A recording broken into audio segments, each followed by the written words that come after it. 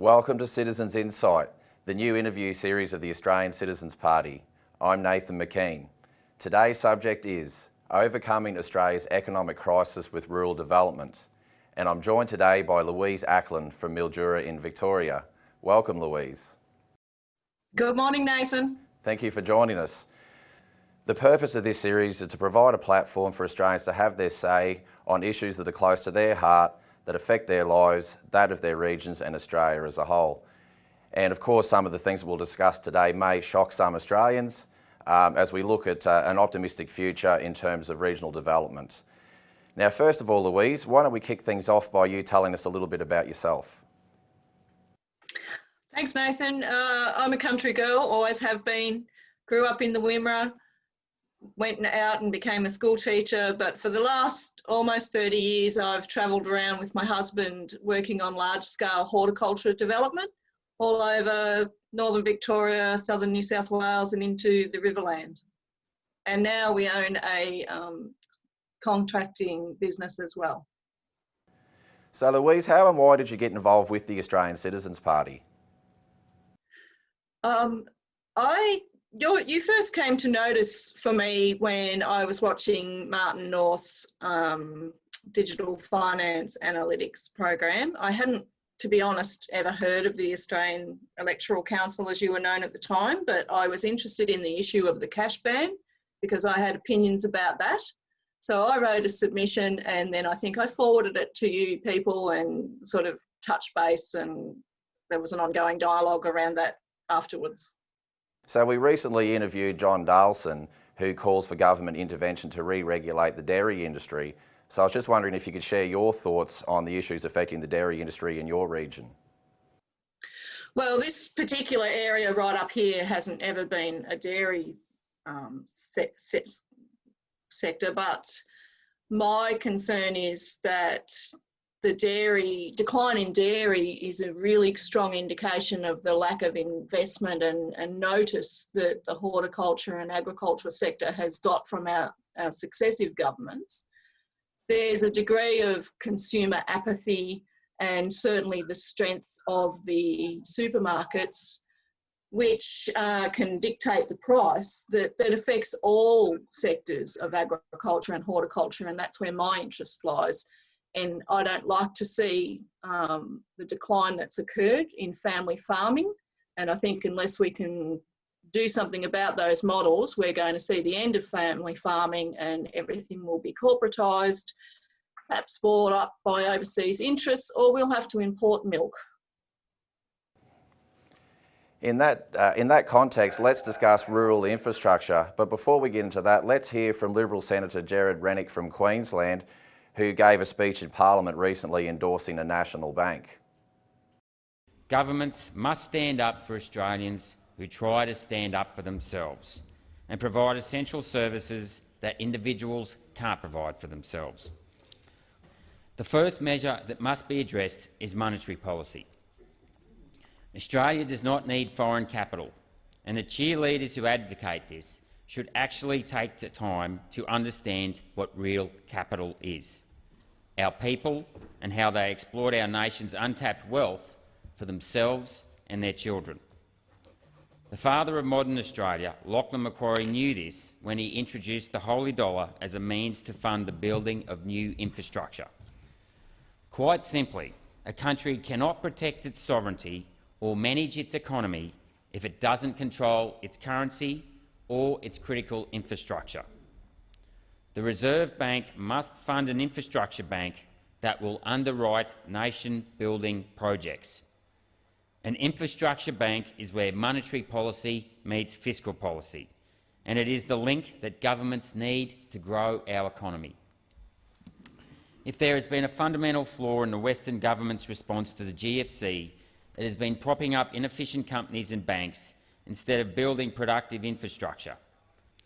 A recent report by Goldman Sachs estimates that the G10 central banks have printed $16 trillion in the last 2 years. This free capital given to foreign corporations should not be allowed to invest in Australian infrastructure or government bonds. Why? Because it's a monetary tariff that gives foreign corporations a competitive advantage over Australian companies. So, Louise, what do you think about Liberal Senator Gerard Rennick's remarks there and his proposal for an infrastructure bank? I thought it was really refreshing to see a new face come out and say something really bold and audacious. Frankly, I saw there was a fair bit of sneery response to his remarks, but as a voter, I thought it was a really great initiative for him to come up with something bold and challenging for us all to consider. So what should the government be doing to support rural Australia, Louise? Well, my belief is that it's not just about government, it's about us investing in our regions, promoting our regions and looking at ways within our areas that we can expand, because, you know, I feel like we've got the capacity to absorb any expansion because we're untapped, we're underutilised, we have a lifestyle, we have space, we have opportunity that isn't being realised, and I would like to see investment in these regions through the kinds of programs that Senator Rennick was talking about, to really revitalise the whole of the rural economies and, you know, give people an alternative to living on the seaboards. I don't know whether you know about Yakandanda, but they set up a co-op to, originally they bought the service station, and then I think they've set up a co-op with either wind power or solar, I can't remember now, but they're making money and churning it back into their economy. So there's some really creative thinking going on out there about how to do it for your region. The town of Oyen has one of the strongest community organisations that you can imagine anywhere. You get, when the footy's on, go past there, the cars are 3 and 4 deep. There is so much going on in that town, and it's all because the community members are so motivated and engaged. And they've done such an amazing job, and just in the last couple of years, they've actually built their own lake. And that will be a revolution for that town that's otherwise stuck out in the middle of the Mallee dust with no water anywhere, hot and stinking and everything in summer, and they've got this beautiful facility now that they built themselves, that they pushed for themselves and that they created themselves, and went around government parameters in some ways to get it done. And that's the spirit that I think that we're trying to tap into. I think on the question of inland rail, you know, the way I think of it, if you're going to do something with rail, don't be thinking about fixing up the rail corridor, you know, just for the Mallee region, for Mildura, the existing programs. Think on a bigger scale and go right through to Darwin. Like, rail to me is perhaps at the cusp of that renaissance where we're entering a new golden age like they did with cruise liners.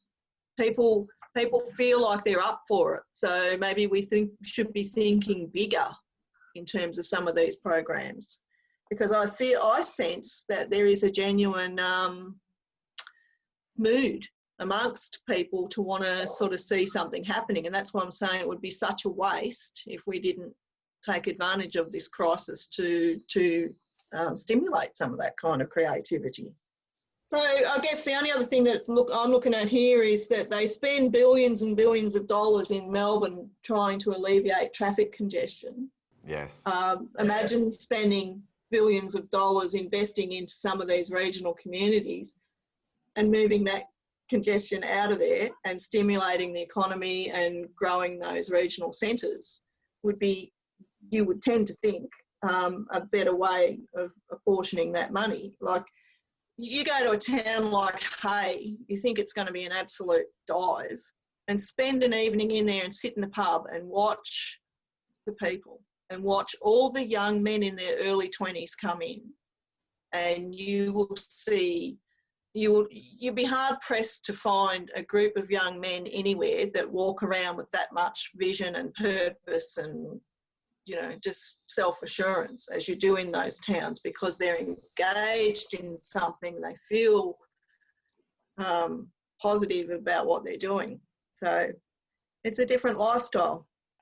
Look at a town like, I think of the town of Dimboola, which is where I was born in the Dimboola Memorial Hospital.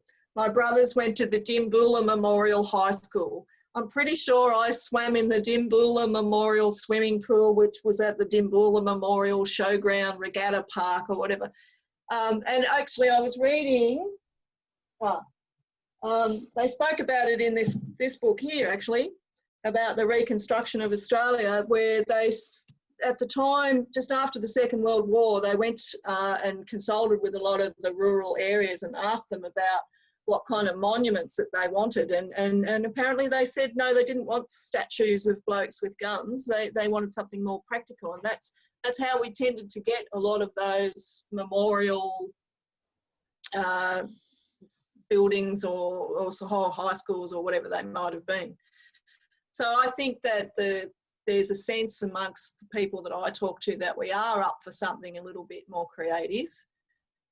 We are patriotic. We do want to see something positive come out of this, and don't underestimate our preparedness to be involved. Well, yeah, the key to sovereignty is a national credit bank, and of course Daniel Andrews has been hammered recently on signing on to the Belt and Road Initiative, and of course what I say to people is, well, if the states such as Victoria or the local councils could approach the National Credit Bank to fund the rollout of necessary infrastructure, then therein lies the key to sovereignty.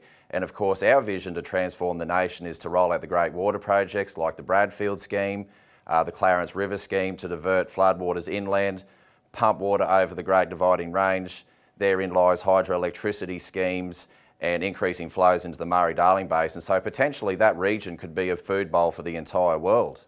What are your thoughts on that? Absolutely. And as someone that's worked in large-scale irrigated horticulture all these years, we do a phenomenal job of what we do. If you think about the situation in Mildura was established in 1887 by the Chaffey brothers at the invitation of Alfred Deakin because he was concerned about droughts from the years prior to that. We are a totally planned region. We developed as an irrigation colony that was then added to as time went by through soldier settlement schemes, and since then it's grown organically, of course. We produce vast amounts of food here, but one of the really unique things about Mildura, and this is why I'm saying that all of these ideas should be considered, the Chaffey brothers, when they designed the settlement, set aside parcels of land known as college lease land. And that land at the time was proposed to fund an agricultural college. Since then, though, we have now 29 schools in our region that benefit from the rents or the lease payments on those pieces of land. Those ideas, I think, are the kinds of things that we should be considering about encouraging people to resettle in these areas and get out of the city. We do have a lot of talk of a whole generation of young people who may never have the ability to afford a house. But if we rethink the model, get them away from the city centres where housing is so expensive, get them into environments where housing is more affordable, family life, and the ability to raise a family without so much stress, all potential things. And if we could bring down large-scale infrastructure and such as you're proposing with the irrigated schemes, Mildura is a perfect model for how that can be achieved. And, you know, I would put it to people, don't ever think that you can't have the same degree of lifestyle here as you can in the city. We've got plenty of coffee shops. We have a fabulous climate. We have a good lifestyle. And our economy has all kinds of potential to expand. Absolutely. Louise, you wrote a submission to Treasury last year opposing the currency restrictions on the use of cash bill.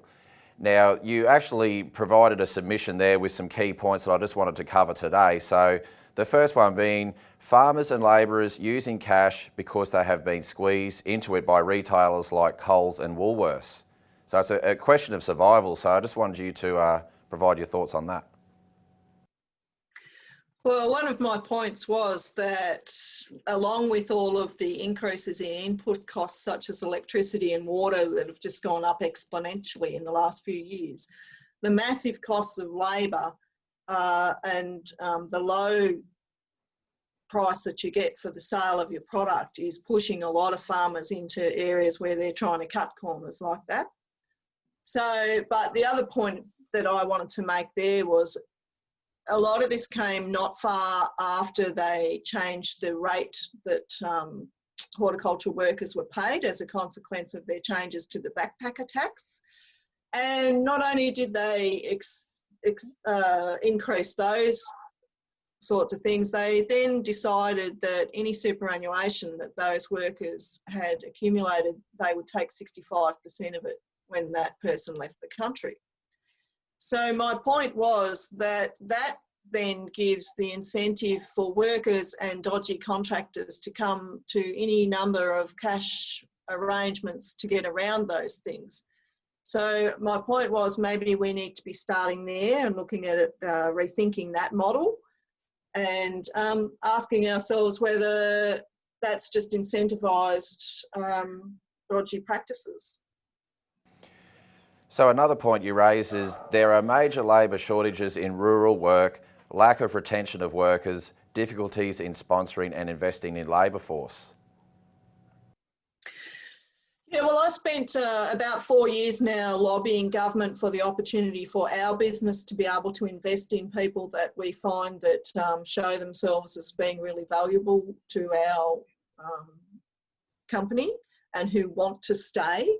We have never really had any interest from residents, permanent residents or Australians wanting to do the work we do. And by the way, we go out and prune trees. It's not for everybody. Sometimes it's really hot, sometimes it's really cold. We go to lots of isolated areas. It's not a highly desirable career move for as far as a lot of Australians are concerned. So we are stuck with that overseas cohort. But when we find really valuable people that can take on supervisory roles and become the core group of our staff, we would like to be able to sponsor them. And that has been previously denied us because of conditions around skills and various other complications. It's all too much to go into. So my point is to the government that if we could invest in that core group of people, we wouldn't need so many overseas workers.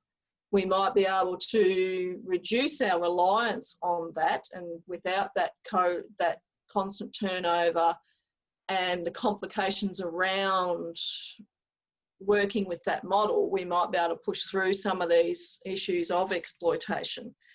But that's not going to happen either unless the government enforces the existing laws. Now, if you look at Fair Work, for example, our nearest Fair Work office is in Bendigo. But the task force identified Mildura as being, allegedly such a hotbed of this kind of exploitation. But there's no Fair Work office here. So my point was nothing's going to change unless you enforce the existing laws, and bringing in a new law such as the banning of cash isn't going to make the slightest bit of difference. And of course, Louise, you and I have discussed the National Farmers Federation lobby in the government for the Pacific Islander Labour Scheme. Do you think that those efforts were effective in terms of providing a labour force to regional growers? A lot of people are taking them up, and I would argue that in some ways that's because of a lack of an alternative, and the government has an agenda there that fits around, solving two problems. We shut the farmers up and then they get to pay all the aid to the Pacific Island nations. It's not a model that we had any success with. In fact, I called it an expensive lottery. There are some people that are quite happy with the program, but my point was always that there are other businesses who would like to be able to tailor a solution that doesn't involve that program. And that's where I'm coming from. Yes, well, in your submission to Treasury on the cash ban bill, you made this note here: reliance on foreign workers and cheaper labour. This is a systemic problem caused by governments and they let it happen. 180,000 ABNs issued to tourist visa holders. What are your thoughts on that? 180,000 ABN numbers in 1 year to people who hold a tourist visa who aren't allowed to have one. Now, doesn't that tell you that something dramatically is wrong with the processes around the granting of those? And the obvious outcome is going to be things like sham contracting and dodgy practices. Now, farmers weren't responsible for that. And that level of incompetence just seems to be astounding to my thoughts. Now, if that's 180,000 ABNs in 1 year, how many do they give out? And what are their processes around how they determine who should have one? Stopping people using cash. Do you think Australian Border Force are doing their job in terms of compliance, in terms of conducting checks on properties and so forth in your region? Border Force tends to do a raid every now and then, and they'll pick up somebody here and there and make an example of them. Whether there's any real systematic monitoring of what goes on, I doubt it. That's not really the issue. The issue is that the farmers need that labour at intensive periods of harvest or planting or whatever. So the government needs to be working more cooperatively with them to work out ways that we can ensure that that labour's there, rather than coming up and doing a big raid and making an example of somebody. Yes, and of course there was another point you made there in your submission: indifference to high-level crimes, money laundering, example, Crown Casino, mismanaging government assets. So would you care to elaborate on that? Well, my point was that they made a lot of comments in the task force report about how a hairdresser taking cash is part of the problem. Someone working in the gig economy, walking someone's dog or washing their car, or on Airtasker providing some other service, who takes it in cash is part of the problem. My point was that they're not part of the problem. If they have the enterprise and the energy and the initiative to get out and do things like that, we should be rewarding that. The large-scale tax avoidance and big-time money laundering and the problems around cash are not operating at that level. So my point was, turn your attention to that. Very good. So what's your message to people listening? What should they do and how can they get involved in the political process? I mean, of course, this is how we defeated the cash ban bill, was by Australians taking the personal responsibility to join the fight. What's your message to people out there who want to make a difference? I was watching the ABC News this morning. Today's the 1st of July. David Littleproud said in an interview this morning on ABC television to the States, "We have money, come to us and come and get some." So the challenges out there in terms of infrastructure, and he was referring specifically to dams, I would put that to local economies to say, well, he made the statement, let's get together and say, what do we need in our regions? Talk about where we think we've got the capacity to offer to stimulate the economy, and let's start agitating for it. I would love to see people make far more use of their local members, such as and pressuring through the submission processes like we've done with the cash ban bill, because it seems to have definitely shown that made a very big difference to the progress of that particular law. Locally, I have been working for, must be almost 5 years now, lobbying around issues related to visa conditions for overseas workers to overcome some of those problems we discussed earlier in relation to the labour force for horticulture. And it's taken a very, very long time, but I believe through people like myself and all the usual representative groups such as the National Farmers and the Victorian Farmers Federations and other growers groups, we've finally made some progress to getting our voices heard about what we really need for our industry. And at the same time, if they engage with us around those issues, we may be able to alleviate some of the other problems that we discussed about exploitation.